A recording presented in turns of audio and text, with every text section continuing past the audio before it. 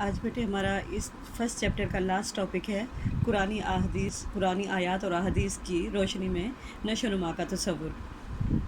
دین اسلام ایک مکمل ضابطہ حیات ہے اور اللہ تعالیٰ نے انسان اور کائنات کو تخلیق کیا، اور قرآن میں کئی جگہ انسانی تخلیق کا ذکر فرمایا اور اس کی پیدائش اور اس کی نشو و نما کے بارے میں آگاہ فرمایا۔ اب ایک مکمل یعنی کامل دین ہونے کے ناطے زندگی کے تمام مراحل پر رہنمائی اور علم فراہم کرتا ہے ہمارا دین، اور قرآن پاک اور احادیث مبارکہ میں انسان کی پیدائش سے پہلے اور پیدائش کے بعد کئی مراحل پر کئی جگہ روشنی ڈالی گئی ہے۔ مثال کے طور پر چند آیات اور احادیث جو ہے وہ درج ذیل ہیں، جیسے سورہ علق کی آیت نمبر 2 جو ہے کہ ہم نے انسان کو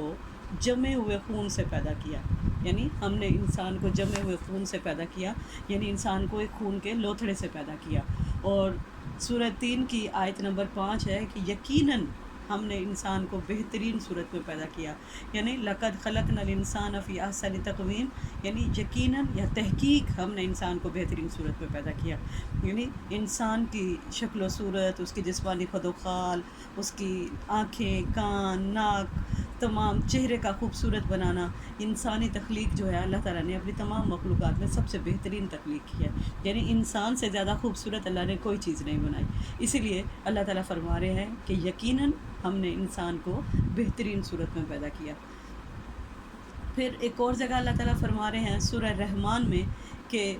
اس نے یعنی اللہ نے انسان کو کھڑکنے والی مٹی سے پیدا کیا جو ٹھیکری کی طرح تھی، یعنی انسان کو اللہ نے مٹی سے بنایا۔ اللہ تعالیٰ بتا رہے ہیں انسان کی تخلیق کس طرح سے کی گئی، یعنی انسان کو اللہ نے مٹی سے بنایا۔ جیسے جنات ہیں تو ان کو اللہ تعالیٰ نے آگ سے بنایا، اس طرح فرشتے نور سے بنے ہوئے ہیں، تو انسان کو اللہ تعالیٰ نے کھڑکنے والی مٹی سے پیدا کیا۔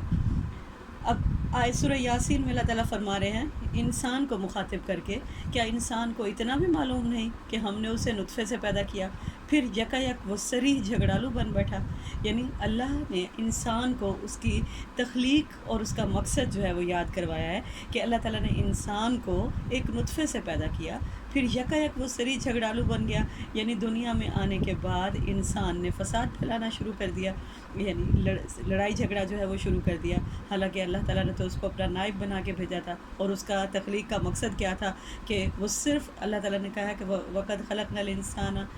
فِي أَحْسَنِ تَقْوِيمٍ، لَقَدْ خَلَقْنَا الْإِنسَانَ فِي أَحْسَنِ تَقْوِيمٍ، کہ ہم نے انسان کو بہترین صورت میں پیدا کیا، اور ہم نے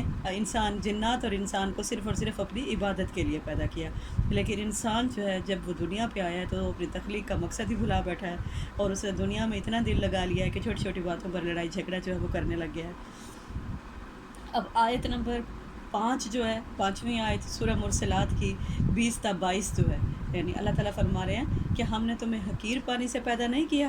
پھر ہم نے اس کو مضبوط اور محفوظ جگہ پر رکھا ایک مقررہ وقت تک، پھر ہم نے اندازہ کیا اور ہم کیا خوب اندازہ کرنے والے ہیں۔ یعنی ہم نے انسان کو حقیر پانی سے پیدا کیا، پھر ہم نے اس کو مضبوط اور محفوظ جگہ پر رکھا۔ مضبوط اور محفوظ جگہ پر یعنی اللہ تعالیٰ جب بچہ ماں کے پیٹ میں ہوتا ہے تو اس کے اوپر فرشتے مقرر کر دیتے ہیں جو کہ اس کی حفاظت فرماتے ہیں، اور ایک مقرر وقت تک اللہ تعالیٰ اس کو ماں کے پیٹ پہ رکھتے ہیں جب تک وہ پوری حیت، پوری شکل و صورت اور تمام اس کے اندرونی اور بیرونی اعضاء جو ہے وہ بن نہیں جاتے۔ پھر ہم نے اندازہ کیا، یعنی خوب اللہ تعالیٰ نے، اور ہم کیا خوب اندازہ کرنے والے ہیں کہ اب اس کے دنیا میں آنے کا ٹائم ہو گیا ہے۔ یعنی جب اللہ تعالیٰ کو مقصود ہوتا ہے تو انسان دنیا میں تشریف لے آتا ہے، اور اللہ تعالیٰ خود فرما رہے ہیں کہ ہم نے اندازہ کیا اور ہم کیا خوب اندازہ کرنے والے ہیں۔ تو اس طرح اور بہت ساری آیات میں اللہ تعالیٰ نے قرآن پاک میں انسان کے جو ہے پیدائش کا ذکر کیا ہے۔ ایک اور جگہ اللہ تعالیٰ فرما رہے ہیں کہ کہہ دیجئے یہ وہ ہے جس نے تمہیں پیدا کیا۔ یہ وہ کون؟ اللہ تعالیٰ۔ یہ وہ ہے جس نے تمہیں پیدا کیا اور تمہارے کان، آنکھیں اور دل بنائے، تم اس کا شکر ادا کیوں نہیں کرتے؟ یعنی اللہ تعالیٰ انسان کو یاد کرا رہے ہیں کہ تمہیں شکر ادا کرنا چاہیے، کیونکہ اللہ نے جو نعمتیں دی ہیں جن میں سب سے بہترین اور افضل نعمتیں کیا ہیں کہ کان، آنکھ اور دل، کہ کانوں سے انسان سنتا ہے یعنی ہدایت وصول کرتا ہے، آنکھوں سے دیکھتا ہے، اور پھر دل جو ہے اس میں اللہ کی یاد کو بساتا ہے، اور پھر اللہ کی یاد کو بساتا ہے اور اللہ کا شکر ادا کرتا ہے۔ تو اللہ تعالیٰ اس کو یاد کرا رہے ہیں کہ کیا ہم نے تمہیں یہ تمام نعمتیں نہیں دی، پھر تم اللہ کا شکر ادا کیوں نہیں کرتے؟ ایک اور جگہ اللہ تعالیٰ فرماتے ہیں اے لوگو، اگر تم جی اٹھنے سے شک میں ہو जी उठना कब? जब क़यामत के दिन यानी हम जी उठेंगे। जी उठने से शक में हो, हमने तुम्हें सोचो यानी सोचो हमने तुम्हें मिट्टी से पैदा किया, फिर नुत्फ़े से, फिर जमे हुए खून से, फिर गोश्त की बोटी से सूरत बनी हुई और बग़ैर सूरत बनी, ताकि हम तुम्हारे लिए ज़ाहिर करें और हम माँओं के रहमों में जो चाहें एक मुद्दत तक ठहराते हैं, फिर हम तुम्हें निकालते हैं एक बच्चे तक, बच्चे की जवानी यानी बच्चे की सूरत में, ताकि फिर तुम अपनी जवानी को पहुँचो और तुम में कोई फौत हो जाता है और तुम में से कोई पहुँचता है निकम्मी उम्र तक, ताकि वो जानने के बाद भी कुछ ना जाने।